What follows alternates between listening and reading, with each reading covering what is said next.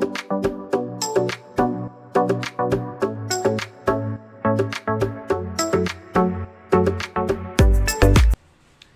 guys, it's White Mojo Wolf here.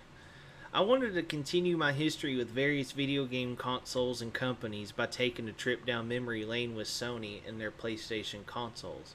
In order to make sure I capture an in-depth recollection, I decided to split this into a two-part discussion.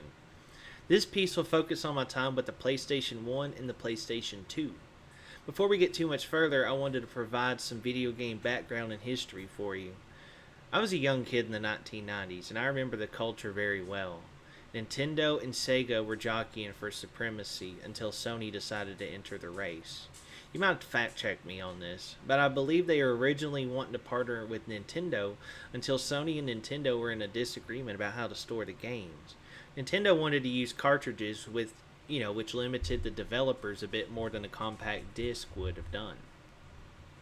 So Sony decided to go their own way and develop the PlayStation 1.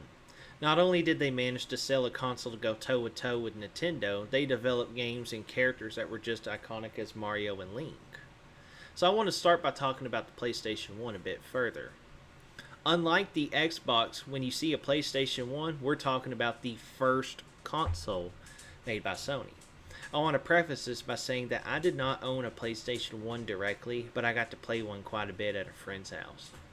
Back in the late 1990s, if you were a young kid such as myself, you most likely had some parents that wanted to gather with their like-minded friends and hang out for most of a weekend day like a Saturday or a Sunday. So while our parents cooked food and drank their booze, all of us children would run around and play outside to our heart's content. Our imaginations would run wild and we'd have such a blast. Once nighttime hit, the party migrated indoors. So when this would happen, it'd be time to sit down and turn on the PlayStation. My friend had a wide variety of games to choose from. It's thundering out there. Some were even rated, that's not in the story. Some were even rated mature because their parents played the console as well. We would play games such as Toy Story 2, and there was another game featuring the Rugrats we played quite a bit. If I remember right, you would play as some of the Rugrats, and you had to traverse around the film set with different areas with themes like the jungle, space, the Wild West, just to name a few. For a kid, it's pretty cool. Then sometimes, if we were brave, we would try the horror game Parasite Eve and see how far we could get before we would get creeped out by the game. We usually could make it about 30 to 45 minutes, which wasn't bad for a bunch of 6 and 7-year-olds. Finally, the PlayStation 1 had these compilation discs called PlayStation Underground. I took a liking to those discs most of all, so when the other kids didn't want to play anymore, I'd go pop in that game. Back then, demo discs had quite a bit of the game. I remember racing a couple of different cars in Gran Turismo, running from a giant rock as Crash Bandicoot, and I also remember exploring around a green meadow as Spyro the Dragon. At that point in time, Crash and Spyro were the Mario and Sonic level mascots for Sony. Naturally, I wanted to experience some of these games myself at my own house, but I didn't really have a home console at the time other than Sega Genesis. I did have a Game Boy Color that I'd play, but nothing else. Plus, by that time, I got to see what the PlayStation 1 had to offer. I read that weird. Plus, by the time I got to see what the PlayStation 1 had to offer, they already had PlayStation 2s available in most stores. During this time, I would also be a guest at some friends' homes, and I got to experience a Nintendo 64. I'd have fun with them on Mario Kart, Super Smash Bros., Donkey Kong 64 was also fun. But to be honest, the Nintendo 64 seemed like it was such a downgrade from the PlayStation 1. And it was just another example of how Nintendo likes to stick to their own gimmick and lean on it real heavy while the competition is trying to be at the pinnacle. By the end of the PlayStation 1 cycle, Sony reigned supreme. Instead of Nintendo, their main competitor for the next generation was a division of Microsoft that wanted to spend some money and dabble in gaming. The DirectX box, also known as the Xbox, would be the one to try competing with the PlayStation 2. But before we go any further, I'd like to share this following clip with you guys. So I got this little device at the Dollar General for about $50 about 3 years ago. It was toward Christmas time and it was supposed to be a gift. This is the PlayStation 1 Mini. It has an HDMI port, It's powered by a USB cable, and it also has a couple of USB slots for a controller like this. It comes with everything. It comes with the little PlayStation and 2 controllers. So what we're going to do is plug this little console in, and we're going to show you what all this thing has to offer.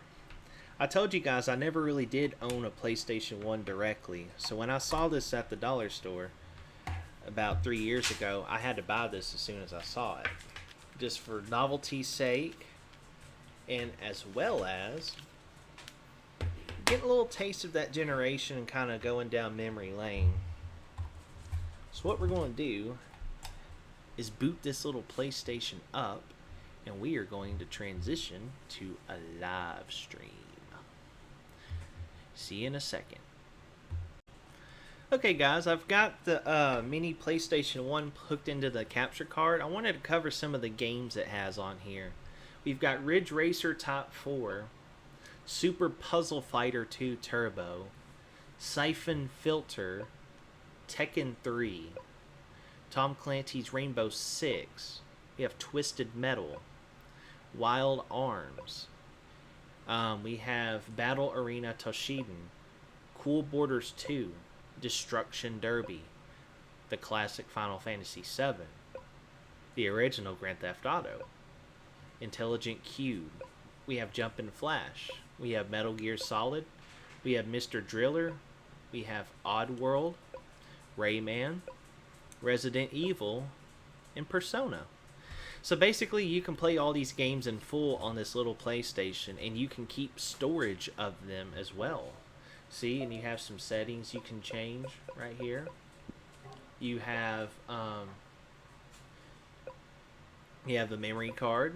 You have resume points. It's a pretty neat little device, but what we're going to do is we're going to play Twisted Metal for a little bit, just to kind of get a taste and go down memory lane of PlayStation 1 here. I wanted to kind of do something extra for my history with PlayStation, so I thought it'd be cool to go down memory lane. So keep in mind I can't hear anything, so whatever goes through the feed goes through the feed. So let's get past some of this stuff. Like, look at the graphics at the time right here. You gotta remember, this is cool for late 90s. You didn't see this stuff on the Nintendo 64, I can guarantee you that. So let's do a one-player contest. So now we're going to select our vehicle. Oh, Outlaw, Thumper, Crimson Fury, Pit Viper, Warthog, Mr. Grimm, Spectre, Hammerhead, Roadkill, Sweet Tooth. Let's go with Outlaw.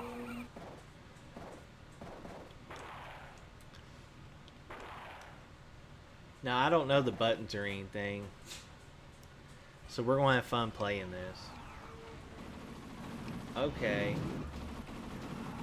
So how do I go? Oh, you gotta press square to go. That's weird. Okay. So this is kind of like on Mario Kart in the battle arena. How do I reverse? Oh, X is reverse. Oh, me. It's like backwards. See, like this dude's got me like figured out. Wow.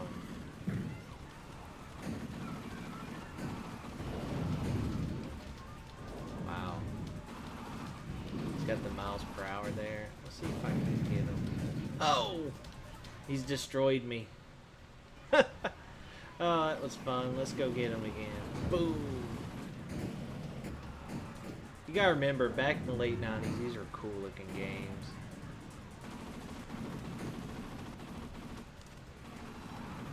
There. See, this guy's a little health bar I noticed as well. Come on, Thumper. I about got you. Oh, wow. So you can destroy the stage as well. That's wild. I think I ramped that by accident. Come on, destroy the Thumper. We must destroy it. Oh, goodness. that's not gonna work. No! Destroy, destroy, destroy. He's got me. Oh, that's fun. Eventually I'm going to get him. Oh, that's not even Thumper. That's, where are you? There you are. Get back here. Just gotta stay on him. There we go. We got him.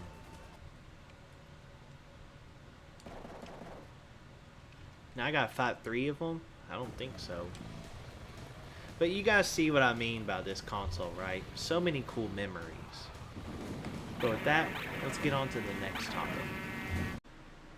Alright, so let me paint this picture for you. It was the Christmas of 2002 when I got my first real taste of what the PlayStation had to offer. I started everything with NASCAR 2002 and a copy of Madden 2001. At the time, I played hours and hours of both games. I didn't really understand football too well at the time, so I'd mostly just make my own player and pretty much make him a Dallas Cowboy. As for NASCAR, I played the game so dang much. After a while playing those 2 games, you could really sense the PlayStation 2 was a console that was on a whole new level than the ones before it. You got to remember, back in the early 2000s, DVDs, were first becoming a thing. And DVD players were not cheap. For the price of $200, you could get a PlayStation 2 that not only played the best games, it was also your DVD player, it was your CD player, it had memory cards, you could save the games, and then within just a couple of years it had an expansion slot, and that's where you would plug in your Ethernet cable, and it would give you the capability of playing online with your friends that aren't necessarily right beside you.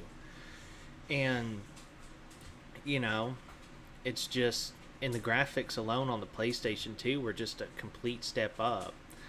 And you know, like with NASCAR, for example, the racing was very responsive and it looked the most real and least like just the basic triangular polygons than it ever did on the PS1. But after a while gaming, I decided to expand my palette and play some games by taking advantage of my parents and their movie rental hobby. And basically, if you go to the video store back then, you would rent so many movies and you get free video game rentals. And so I would use that and try out games like Enter the Matrix, just as one example. Here and there, I'd get some games of my own at each of the video game stores in Conway. I'd got Gran Turismo 3 early on, as well as Thrillville. I'd work my way up and earn new driver's licenses on Gran Turismo. Then I'd turn around and build a roller coaster park on Thrillville the same day. I was also even gifted a copy of SOCOM Navy SEALs with the headset and all. It was just a great time to be trying new games and everything like that. After those wave of games, I decided to pick up on sports games. So what I would do is I would play Madden 2004, NBA Live 2004, NCAA Football 2005, I believe. And then I had a college basketball game as well, Arena Football, college baseball. I was all in on sports. And then what I would do is I would take my love for the games and actually learn the ins and outs of the sport. So, you know, that pretty much got me into the whole wide world of sports, as ESPN would say, and just introduced me to a whole new hobby. And I think I even had a baseball game as well. You know, there were many other games I'd also play on PlayStation 2 over the years. For about 3 years, Dad would get me the latest NASCAR game for my birthday in October, which was always a pleasant surprise. So pretty much from the end of 2002 all the way to 2006, I'd play a lot of the games I mentioned to you above, with some other classics such as Kingdom Hearts 1 and 2. I remember winning a copy of ATV Off-Road Fury 4 as a reward for being the top reader in elementary school. Little did I know that game would introduce me to the soundtrack of my teenage years. You had Duality by Slipknot, Tug of War by Chevelle, kind of leading me into like that hard rock heavy metal scene. And I believe there's a Rise Against song on there as well. So around 2006, I remember I started playing more of the PC games, specifically RuneScape at the time. My friends and I played that a lot. So consequently, my time with the PlayStation 2 started to slow down. That is until I picked up 2 games at the local store again. Buying these 2 games breathed some new life into my PlayStation 2. Those 2 games were Guitar Hero 2 and Smackdown vs. Raw 2006. I played each of those 2 games over and over. For a time, I took a break from RuneScape just to play those games. And eventually, I would get copies of Guitar Hero 3, Smackdown vs. Raw 2007, and that pretty much gave me a whole year worth of gaming. And then 2 other games I remember playing during this period were Star Wars Battlefront 2 and Gran Turismo 4, because by then, both those games were about $20, and I remember picking those up. But the last game I would get for the PlayStation 2 would be a Christmas gift. The game called Rock Band. It had the full band kit, and I played every instrument in between my sessions with RuneScape. Most of the other games grew stale, but Rock Band had my attention as it expanded my musical taste and helped my hand-eye coordination as well. And what was cool about the controllers is that they had plugged in the USB port. So when the PlayStation 3 came out, you could take your PlayStation 2 controllers, plug them right in the PlayStation 3, get the upgraded versions of Rock Band, and you're all set to go. But all in all, I would enjoy the PlayStation 2 from 2002 all the way to 2008. It was the Christmas of 2008 when I got another console, so you gotta think 6 long years of gaming. I think of all the PlayStation consoles, the PlayStation 2, in my mind, will always be heralded as one of my favorites. To end this video, I'd like to share one more clip with you all. But before I go and share this clip, I want to let you know to keep an eye out for part 2. We're going to talk about the PlayStation 3 and the PlayStation 4 extensively. But for now, thank you all for watching, and I hope you enjoy this clip. Hey everybody, I just wanted to show you my original PlayStation 2 before I get off of here. I still have it. It's a little dirty. I need to clean it up a little bit, and I got to fix one of those cables right there, but I still have it, and I wanted to show you guys it still works. So I'm going to turn it on right here. Then I'm going to transition up here. There I am. Hi. Alright, let me get my controller. As you can see, I'm rearranging my gaming table here in the spare room. But I have a PlayStation 2 there. I have an Atari 2600 there. Rock Band guitar over there. I have an Xbox 360. There's the mini PlayStation where I got my footage earlier in the video. There's my Xbox Series S. Still work in progress. And I have a big Red Dead Redemption banner kind of hiding the cables there. Got some maps of Red Dead, Skyrim. Got this nice, hold on a second. Nice Master Chief poster. It's just kind of like an addendum to the video, so it might be a few minutes. Red Dead 2's map, Skyrim, Cyberpunk's map. But I just wanted to kind of show you guys real quick some of the games I used to play on this PlayStation, because this is my original memory card I've had for years. I was kind of curious to see what kind of save data I still have on here. You can see I used to play Guitar Hero 2, Rock Band, MVP 06, I believe that's college baseball, arena football, Gran Turismo 4 game data there, WWE Smackdown vs. Raw 2007, I think that's like my EA profile, Guitar Hero 3, NASCAR 2005, and some creative teams I made in arena football. But I just want to show you guys that White Mojo Wolf is not kidding around about this PlayStation 2. And yes, I still have my original controller here from all these years ago. Other than that, I want to thank you all for watching this video, and stay tuned for part 2.